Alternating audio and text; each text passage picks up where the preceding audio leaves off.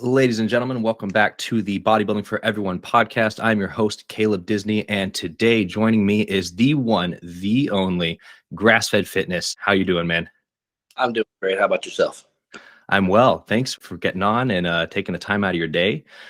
How was the Olympia? The Olympia is my first time actually ever being at an Olympia in person, and I have to say that was probably the perfect Olympia to be my first one. No kidding. So the expo was popping off. All right. It also did help that I got to go with Goob, which meant that John being a person means that you're going to get the VIP experience, which made it so much fun. Also, the lineup, I'm sure all of y'all saw this, but the open lineup was absolutely incredible. All right. The classic lineup was very surprising, in my opinion. All right. And I will say, results of open were pretty surprising as well. All right. Yeah. Probably the one division that there wasn't really any major surprises on was men's 212. All right. Beyond that, it was a major shakeup. All right. We saw changing of the guard in pretty much every division except for classic and 212. It was very, very cool to see. I absolutely love the show. Highly recommend back next year. And even in classic, maybe not the first place, but the whole top five, 5 through 2 was completely switched up. That was Brian moving down a placing I don't think was unexpected. Terrence moving back so far was like a shock to everybody. Dino, yeah, I mean, I did not expect him to look as good as he did. I will say with Terrence, that was probably the surprise of classic for me. All right, because everyone saw him come out of his second place finish last year. Everyone saw him even 8 days ago, and it was like, oh yeah, this guy is definitely we all knew that Bumstead was going nowhere, but we knew that Breon was about to be right there pushing him to be his best. So when he showed up, and in person, I will say, in person there was just something missing. I know on camera he looked pretty damn good, pretty good, yeah. In person, I looked at it and I remember thinking, oh my gosh, what's wrong with Terrence? Yeah. And he ends up getting lined up on the outside, and I looked at it and I was, not surprised by that given how he looked. I was surprised it happened in the first place, Yeah. Yeah, I think, well, if we think back to last year, he just switched coaches to, I don't remember how to pronounce the name, Hysene. Yeah. And he was really off a few weeks out, and they pulled some crazy shit to get him looking fantastic on stage last year. But it's like the reverse happened this year. I got to chalk it up to a bad peak, which sucks. I mean, I saw he did his routine in I forget what gym. I think it was a Dragon's Lair, but he recorded his routine and posted that up. I mean, it was amazing as always. So that was kind of a bummer to me, but it made it exciting, because the door for that top 2 spot was open. It was a bit to me. One more time. It was a bit refreshing to me because, there's a lot of talk nowadays of social media and the overall press of the athlete coming into play with, selecting who's going to place where in the Olympia. And to a certain extent, I'm okay with that, if that's even the case. All right.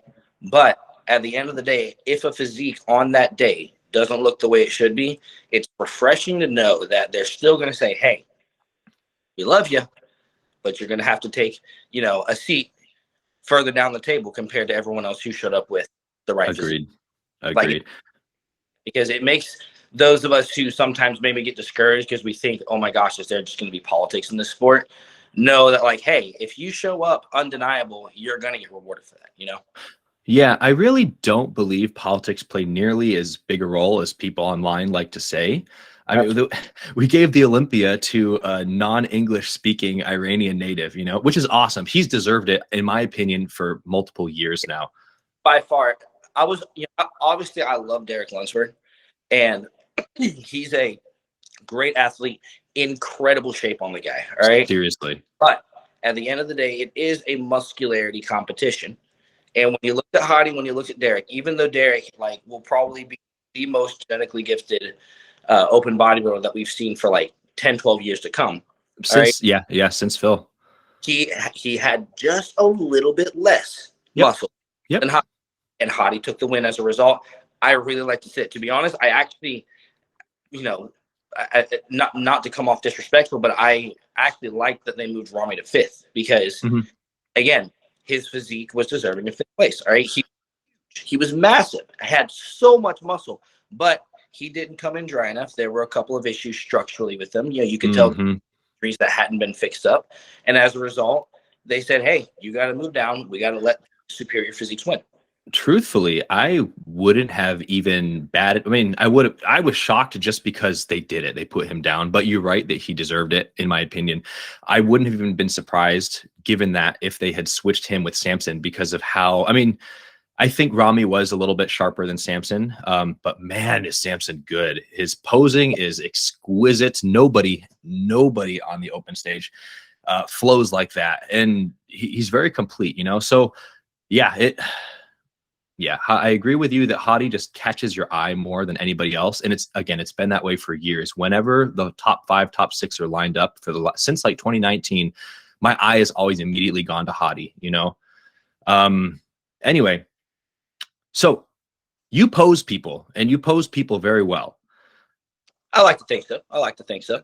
Well, a lot of us think so. Pretty much anybody who's anybody in bodybuilding these days knows your name. And if they care about their posing or are trying to put together a routine, they have been referred to you in some capacity, whether they actually reach out to you or not.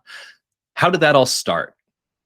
All right. So I started bodybuilding when I was like 13 years old. All right. This sport has pretty much been my life, or the lifestyle at least has been my life for going on 11 and a half years. Okay. When I started looking at the competitive about 9, I saw all the bodybuilders hitting these poses on stage, and I was like, okay, awesome. Where do I learn how to do that? And if you looked up in 2017, when I was 19, looking at this, how to pose, you would get 1,000,001 articles on why posing is important, but 0 articles on how to actually do shit. Yeah. And after realizing that there was no like comprehensive resource for posing on the internet, I was like, well, shit. I got some research to do. So I ended up learning from my own coach, John Dorsey, also known as Gubu, for all of you who know that terrifying name. Well, he taught me, and he is actually one of the best posing coaches out there. I will say that. He is. At one point was even like posed pretty much the entire top 5 for the overall, I believe in the 2021 or 2020 NPC Nationals group. He was all of them. Yep. After he taught me pretty much the basics and got me, locked in tight in terms of my own posing, I then took it upon myself to further that. I started when I say I was posing 3 or 4 hours a day, I mean I was literally posing 3 or 4 hours a day. All right, just simply learning what looks best on me and what, as a general rule, looks best on everyone.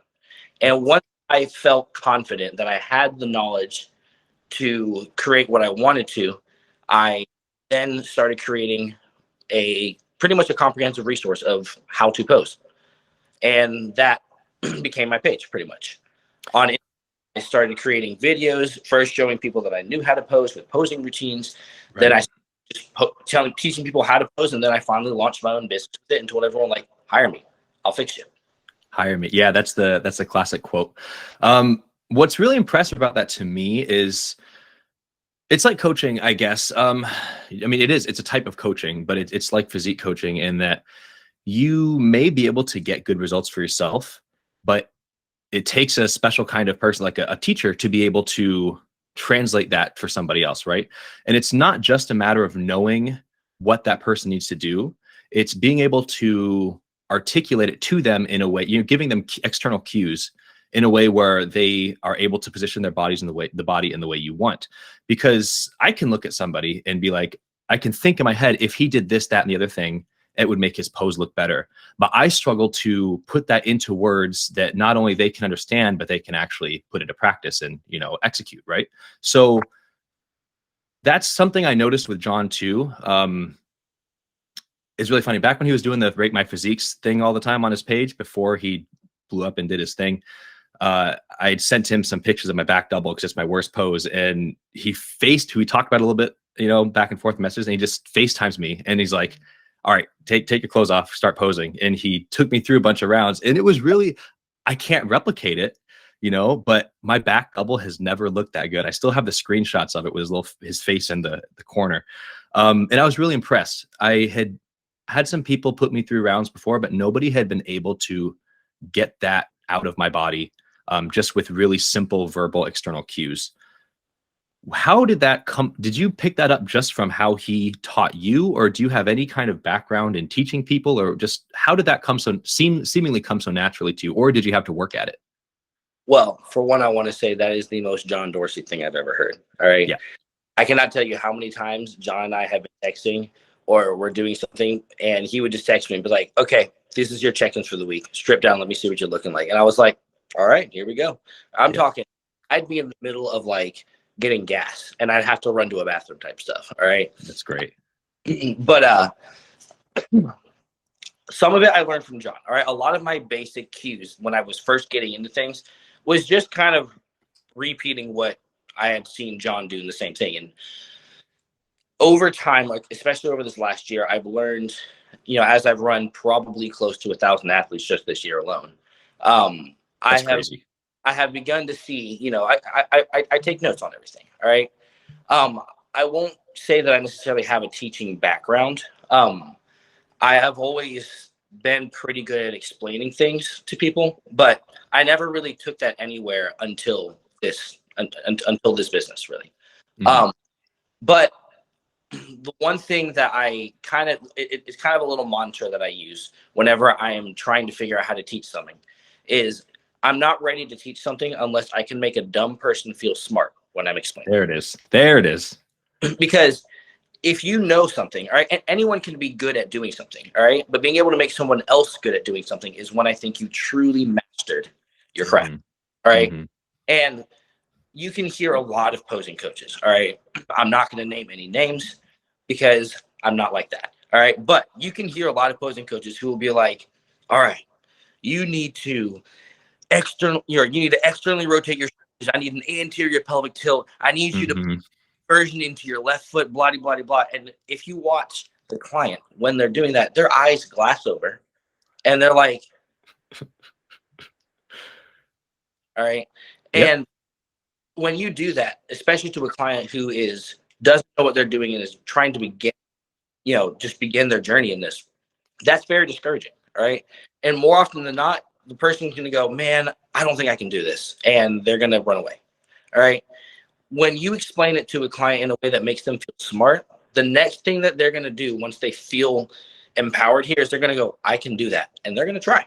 All right. And even if they miserably fail on their first attempt, if you're there to show them, hey, here's what you did wrong. Let me show you how we can make this better. And you really just frame it to them in a positive light rather than framing it to them in a way that makes them feel like an idiot. They're going to try again. They're going to try again. And then they're going to get it right. And what's going to happen? They're going to go, you helped me get here. I'm sticking with you. And that's how you create a loyal client. Yeah, no kidding. And for me, the problem that I had with posing was like in bodybuilding, it's not like everybody comes from a particular walk of life. It's not like doctors where everyone has a background. Right. So they can understand these anatomical terms. Like, yes, you might have a lot of personal trainers, but if we're honest, look at every single bodybuilder that you've seen out there. You've got people who are like generational bodybuilders who like it runs in the family. Mm-hmm. You've got who are like, like Pizza Hut delivery drivers. All right. And like gym owners. Then you've got guys who are like, bankers, and you've got guys who are dentists. All right. Like you've got so many different walks of life that it's really hard to go, okay, like what's something that everyone's going to understand. All right. But there is one thing that all of us bodybuilders have in common. All right. And as a general rule, that's the gym. Okay. So a lot of my cues just were things that I was like, how can you make this happen? You know, you're looking at, a rear shot and someone's struggling to wake up their hamstrings. Well, how do you activate your hamstring? Try planting your foot into the ground, do a hamstring curl with that leg. What happens? Boom, the leg's wide awake. All right. Yeah. Once you get their positioning right, you teach cues of how to activate it. And sure, it may not necessarily be 100% with every single cue. Like you may not be able to tell someone, hey, I need you to externally rotate your shoulder and, necessarily relate that to like a very specific movement in the gym, but you can help them by going, hey, like when you, the way that you can externally rotate your shoulder is think almost like you're tucking your elbow in for a bench press. And what happens? Yep. Oh, their lat fills out. All right. Yep. Or, different little things like that. And as I have gone along, I've basically just fine-tuned that process. Yeah. I can take now a beginner, someone who has never posed a day in their life, and by the end of a single session, have them looking like a pretty decent NPC bodybuilder. Mm-hmm. It takes about 30 minutes. All right. From there, you can always refine them. And over the course of 16 weeks, I can take someone who has gone from never having posed a day in their life to hitting a pretty high level routine. Yeah. On cadence. Why? Because you just have to make them want to learn it and make it easier for them to learn. Yeah. Yeah. Agreed. And that's, clearly why the business has blown up the way it has, because that's people spend months trying to learn poses. And if you can deliver that kind of bodily awareness, that quickly for somebody, that makes a huge difference. And then if you have a meeting if you have them doing homework, you say, okay, now go practice this, go through rounds, treat of it like sets and reps. And then, we'll meet again this time next week. And then that way they are building upon and not immediately forgetting. That's super cool. So I imagine the majority of what you're doing with folks is like mandatories, because in competitive bodybuilding, that's, the most important as far as your scoring and everything. But you do choreographed routines too, correct? Correct. And the impression I've gotten is that's the part of posing that really initially attracted you. You love to freestyle, it seems like, and you're good at it. How did that whole love of freestyle come about? And, just tell me the story there. So if we're being honest, the love of freestyle just kind of happened. I couldn't really tell you how. With what I do with, obviously, with my posing, because the give me a second, my ADHD. Take your time, man.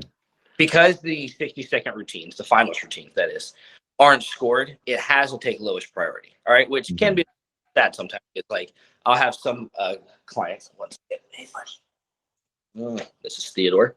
Oh, hold on a second. Oh, give me a minute. Oh yeah. Oh my God. This is Koa. They're friends, hopefully. Actually, no, Theodore has literally attempted murder on every animal he's ever seen. Okay. No kidding. He's a cool cat. If he'll let you.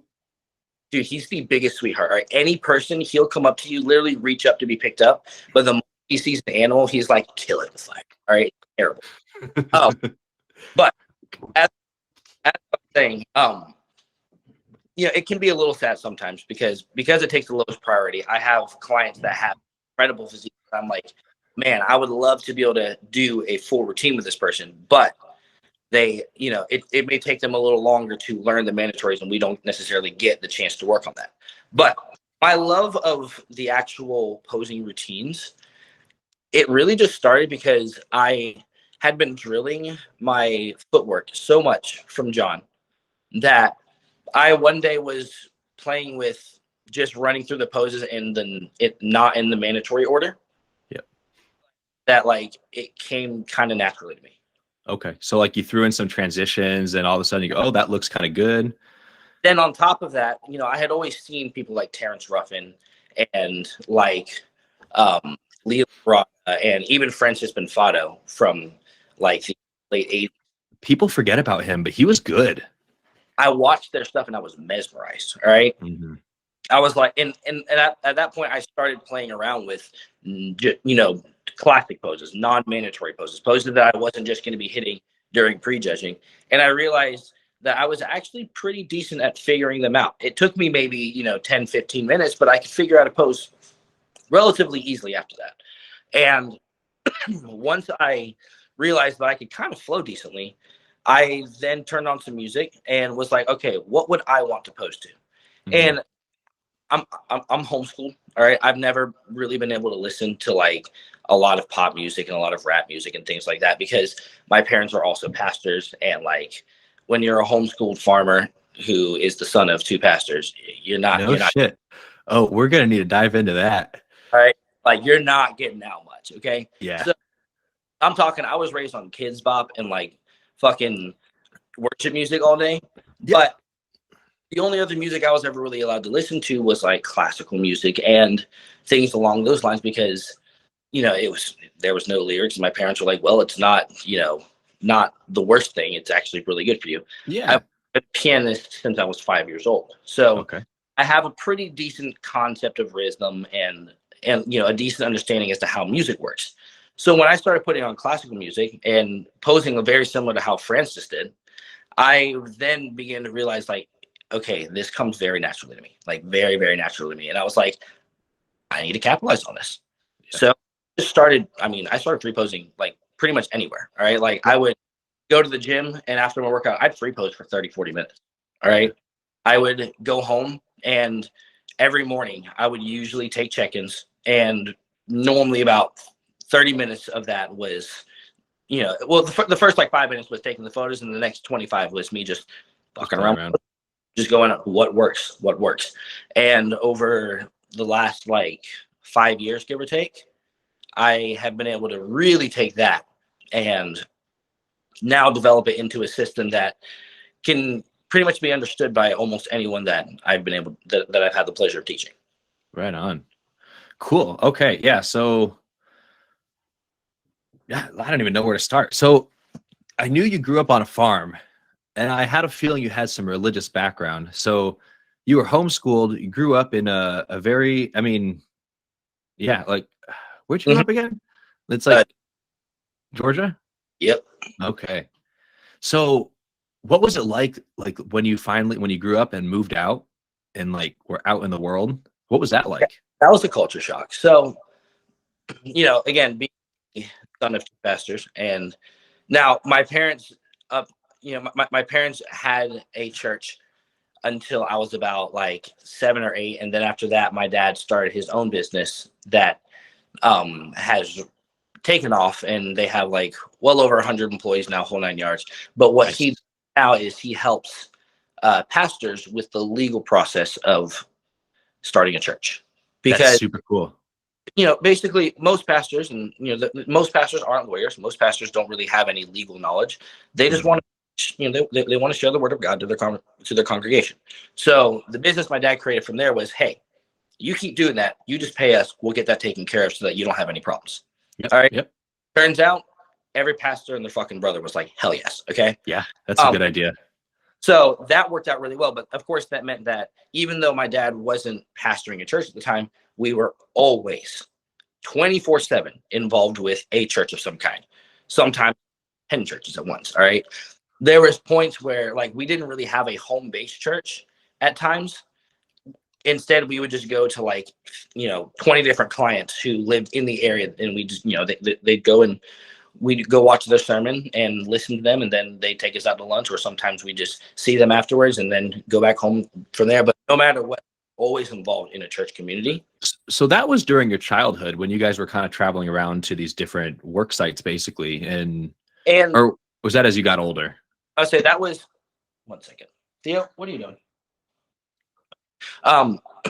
So that was pretty much throughout all of my life. Okay. Now, we didn't like travel out of state or anything. Normally they were within like an hour of us, but my parents would travel like every week or every other week for the majority of the year to different states to either work with higher level clients, or they would have these conferences they put on. Pretty much they were very busy. I gotcha. Yeah.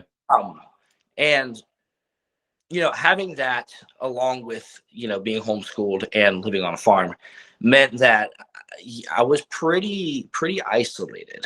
Yeah, sheltered, huh? Yeah. Really, I didn't know much beyond what my parents told me until I got access to a cell phone. And then because I'm a very, very curious person, I just started Googling everything. All right. Yeah. I mean, like, I Googled the shit at everything. All right. I know random stuff that, like, people are like, how do you know that? And I'm like, I was really bored. Okay. Like, I know I've been down every rabbit hole in the internet that there is at this point. So yeah, so talk about a culture shock. So when did you end up moving out of the house? When you were 18, did you go to college and stuff? So Or I went to college at the age of 19. okay. And I went and pretty much moved out of the house, moved into a dorm from that point forward. And I was there for about 2 years. Okay. And I'll tell you, that first year, holy crap. That's what I was getting at. I went to a military college because I wasn't good. I had no desire to go to UGA or any of the other round, but I was at the time thinking that I was going to go military because I really didn't know what else to do with my life. It makes sense. You're coming from such a uniquely structured, I mean, your background is probably very structured, right? Your life. Yeah. And so I can see how the military or something like that would be appealing because they provide all that structure for you. So you're not just like set in the world, like, okay, what do I do now? I don't even know, Exactly. half the stuff that's out here. I'm the kind of person who likes to do everything with a plan. Mhm. I am not the kind of person who likes to, beyond my posing, I don't like to freestyle. Okay. That's interesting. As a result, yeah, I would say military college was what made sense to me because I was like, I can go through military college, come out of here, commission as an officer, and pretty much do 20 years, come out with a pension, and chill. Yep. Yep. Now, I'm also the kind of person who I'm kind of competitive, and Just a little bit. What is the word? I'm a perfectionist.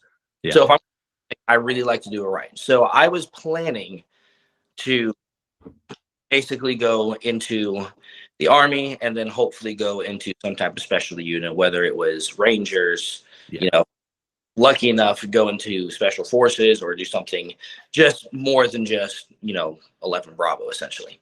Mhm. And that was pretty much my life goal. I had been bodybuilding since I was 13, but like, I didn't think I was going to go anywhere with it. I was still natural at the time. And yeah, going into college, going into military college and realizing that everyone wasn't just like a robot, like I had thought everyone was. And that quite literally, I probably saw the most debaucherous shit I have ever. That was an eye opener. I was like, oh my God, like these are our future officers. All right. It was a little time. But that was also where I met John because that's another rabbit hole, the story in and of itself. But he basically convinced me. He was like, you should compete. He was like, you should make this, life. And when I realized I had an option besides the military, holy hell, dude. Yeah.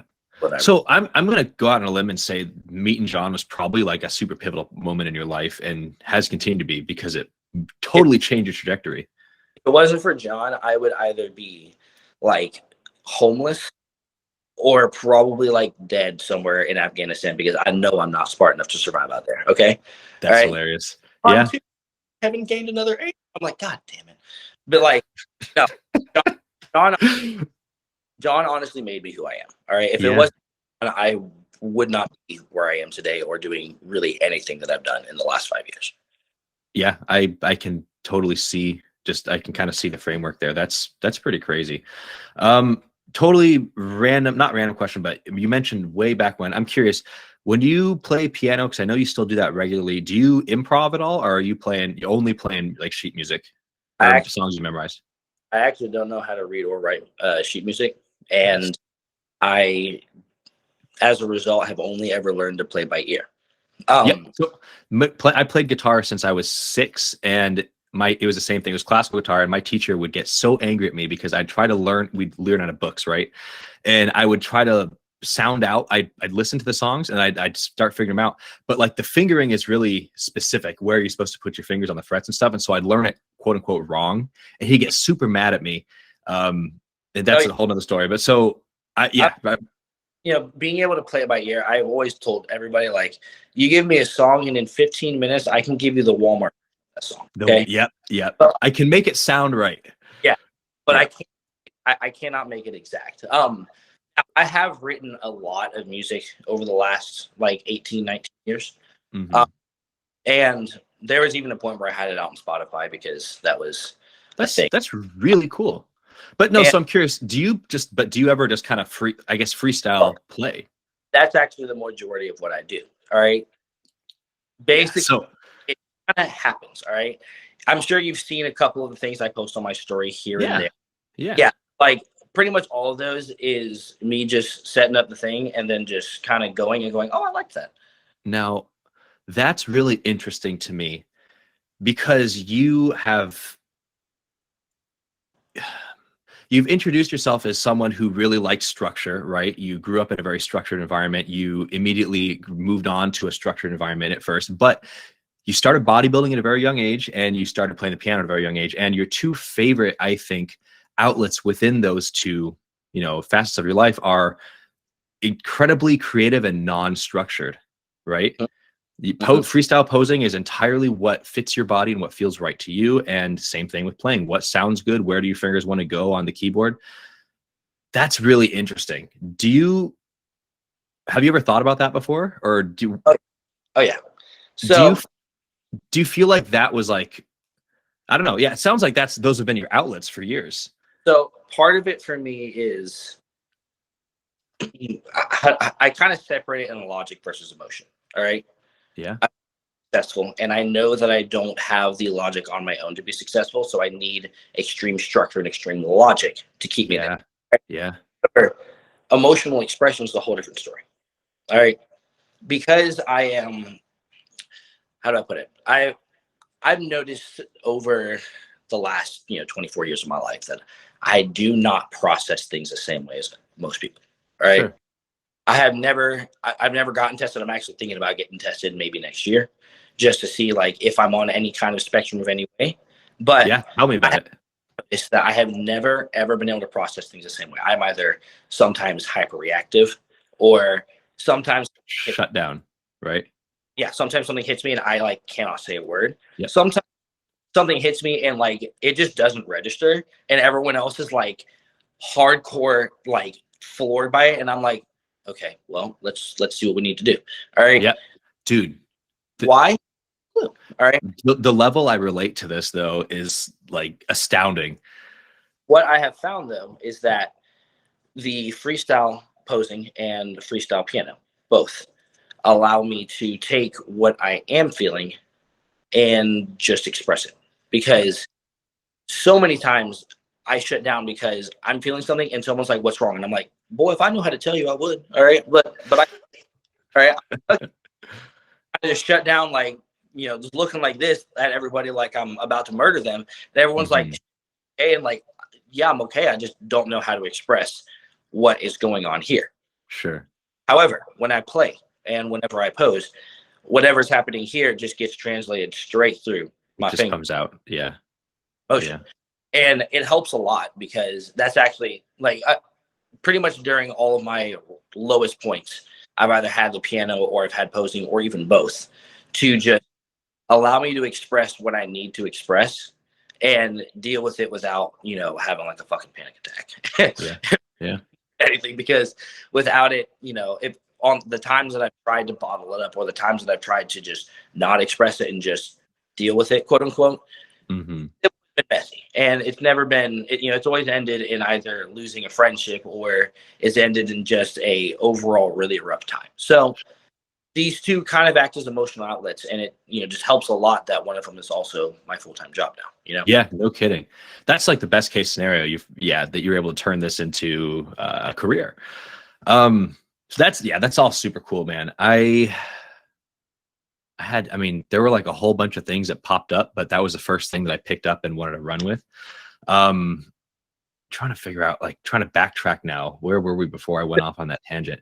Yeah, I like you'll find I'm a human rabbit hole, meaning that like you start talking, we will end up No, so line on something. yeah, Happens a lot. it's just, yeah, again, same for me. It's definitely like an ADD type thing, because I feel like if I don't like grab it and go down immediately, I'm gonna forget about it, Oh, for me, it is lost forever.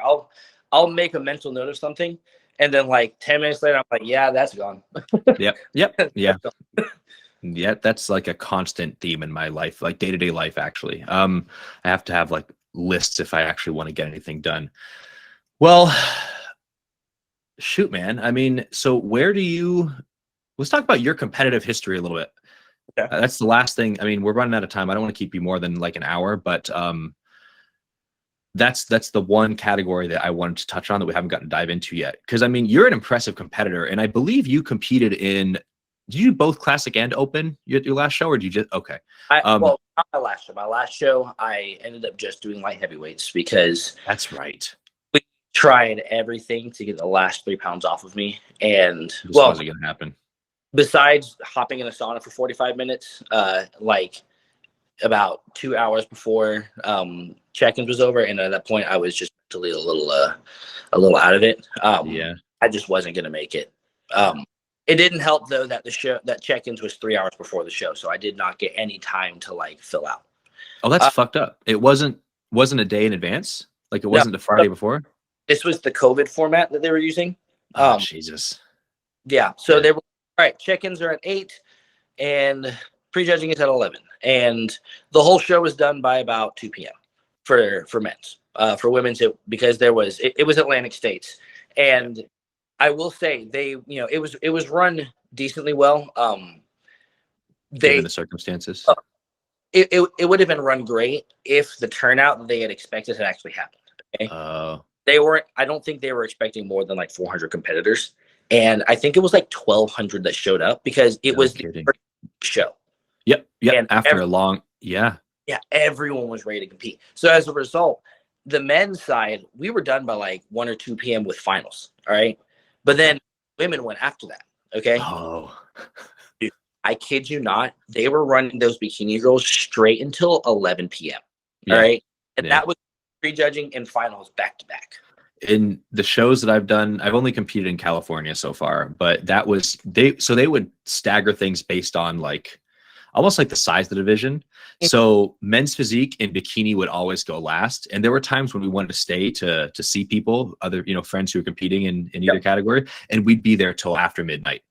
Like it. Yeah. So that I feel for those competitors, because imagine trying to hold your peak that long and you're dehydrated literally all fucking day. That's the thing. It's like at that point, especially when a show goes like that, where they were expecting to be on by 1 p.m. Mm-hmm. Or they were expecting to be on by 4 p.m. or something, and it's like 9 o'clock, and they're just step on stage. There's only so much you can do there. And because amateur show, it's it wasn't like the biggest deal in the world. Everybody was a little bit disappointed because they obviously it was their first time competing in like almost a year, or sometimes some of them. But it was definitely a bit of a bitch because trying to make weight for classic that year and not being able to, and we've looked back since then and we know how we're going to make weight for classic. Okay. So that brings me back to my original question. Thank you. So the plan is to continue in classic. I know you and I have talked in as far as your pro aspirations, you want to compete as a classic pro. That's correct? Correct. Okay. So here's the deal. All right. I haven't touched anything cycle wise in like a year or more now. Okay. Just been TRT. Yep. The only other thing I've run is like 20 milligrams of MK677. All right. Okay. Yeah. Just for the appetite, because I am not by nature a high appetite person. All right. Tell me about it. Yep. And I've been able to pretty comfortably sit anywhere from 227 to 230 at 5 foot. I have to cut down to 190. All right. Okay. So as a result, we're kind of in a predicament because it's like, okay, we could run, we could run a cycle since I haven't touched anything in over a year and, grow, but how hard is it going to be for me to then drop off all the way. Peel back down. Yeah. Would you say you grow pretty easily as far as putting on weight? When I'm at 100%, and I will say, this off season hasn't been 100% because I have been so busy with Sure. Well, this is new territory for you, right? Running this business. Yeah, starting in business and everything, and then it taking off as quickly as it did. My coach was like, hey, like, I'm not expecting 100% adherence right now. He was like, I want you to focus on your business first, because he was like, at the end of the day, once you're set there financially, you're set to compete whenever you want. And he was, we can take as much time as we need after that to be at 100%. He was like, but get this locked in. And it's really nice having a coach who actually gives a shit about you, because no kidding. He was literally just like, we haven't changed my diet in probably almost a year as well, because I've been able to just really comfortably, I've literally gone from 199 all the way to 234, keeping the same calories, keeping the same everything, literally just letting me. Just consistency and checking boxes. Yeah. I think that's a really valuable thing for a lot of people. Well, that's the thing is this. I see so many people running retarded, excuse my language, ridiculous shit in their off season. And sometimes I'm like, why? Like, why are you running that? Like, you really, if you just really, like you realize, keep your baseline, just your TRT, or maybe a little extra, but really just focus on your diet and your training and staying at 100 and like get there. All right. Because like, I'm over here, I was in July 4th, I was 199.8. All right. And I know back in July. Yeah. Oh, I had to move from New Jersey all the way. That's right. For like 3 days straight, and like didn't eat, and went hypoglycemic twice while driving. It was a nightmare situation. But as a result, I obviously dropped a lot of weight. All right. And once I was back at 100% in terms of adherence, I went from 199 to 232 in the course of like 11 weeks without changing a single thing to my protocol. Like, muscle memory is a crazy thing. Yeah, it's a crazy thing, but like it also goes to show, like, hey, you don't need to run that much, because you can eat and you can train and keep your body far healthier to get to that point, and then only run it when you need to. Yeah. And a healthy body is a responsive body, I think. So I'm envisioning what the next time you guys drop the hammer, I think it's going to be nuts, because imagine how sensitive you are now to this stimulus, right? That you haven't been using. That's why I'm scared about, because we're going, all right, we're going to try. We may take a little bit longer. Let me completely fill out the extra 7 pounds for light heavies. Okay. All right. And the reason why is this. And, this is a little bit of speculation, because I'm obviously haven't discussed this yet with coach. But my thoughts are, if this ends up happening, that I could take my pro card as a light heavyweight if I've got the maturity and density for it, because I will point from classic to bodybuilding. There's a big difference in maturity. Big gap. Yeah. But if I take that pro card in light heavies, I'm now 3 pounds away from the classic weight cap for my height. For the pros. Yep. Like, if I'm already there, then it's not a bad strategy. Right. I drop back down, and I now have 3 more pounds I can grow, which means that I can actually do like a legitimate off season again, put on a pounds, and then come back when I'm ready to compete at a pro show, and hopefully, come back looking good enough to turn some heads. So again, I've got options there, and that's why I'm not sweating it too much. And if we do something, then hell yeah. If not, and we just keep me here until we prep, hell yeah. I'm just happy both ways, because both ways I think I can make it either into light heavies or classic and do my thing. I agree. Yeah, I think both are very realistic options for you. So that's slated for 2023, you think? Either late or mid to late 2023, maybe early 2024. It really just comes what happens with posing. If I have the time, or if everything goes into plan or goes into place that I'm hoping, then I'm hoping that like mid to late 2023. All right. Okay. If there's, again, the stage is going nowhere. I'm 24 years old. All right. It's not like I've got a time limit, or it's not like I've got a deadline that's anywhere near, and anywhere. Yeah. So, yeah. Agreed. It really just comes down to what happens. If everything goes to plan, I'll be there. And if everything doesn't, then I'll just continue doing what I want. Right on, man. Yeah, I look forward to it whenever it ends up being. You know, I know it's hard to take time away from the stage for too long because ultimately most of us get into the sport because we want to be competitive with people.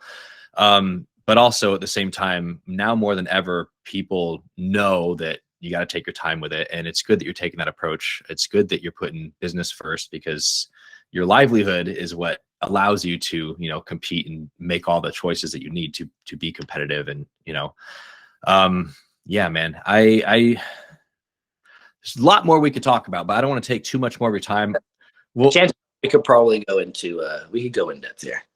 yeah, we'll definitely have to have you back on, man. I'll have to get Goob on too. I think it'd be cool. I have lots of questions I'd love to ask him, but also it'd be cool to dive into, you know, your development from his perspective because clearly he sees something in you, you know, something like, I mean, clearly he's fond of you, right? Because you are much more than a client to him. He's described you as a really good friend.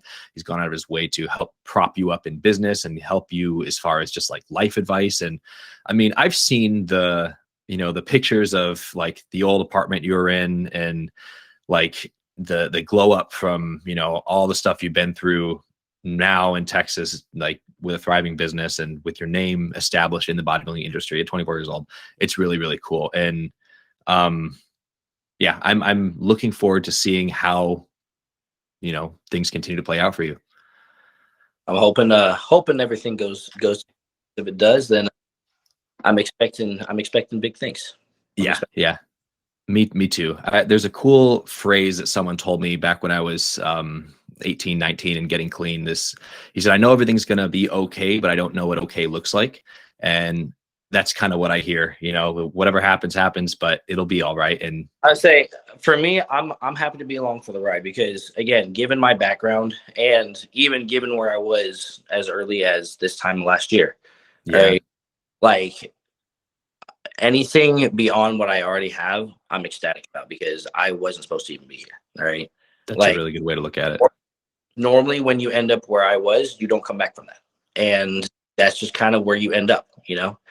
Yeah. So to have taken that and turned it into what I already have, I go, hey, anything that happens more from here, you know, whether it's crazy big or whether it's just maintaining the status quo, I'm ecstatic about because better than what it's better than what I had before and by a long shot. So, you know, moving forward, obviously I plan on taking this as far as I can because I love doing this, like to the point where like this is like it's all I think about. I struggle to go to sleep at night because I'm so busy thinking about what I want to do. Yeah. But you know, even if I get nothing more than what I've got here, I'm still happy with it because what I've got here is so much better than what I had. Yeah. Very cool, man. All right, Josiah, I'm going to cut the recording, but thanks for being here. And we hope to talk to you again soon. Of course, brother. You have a good one.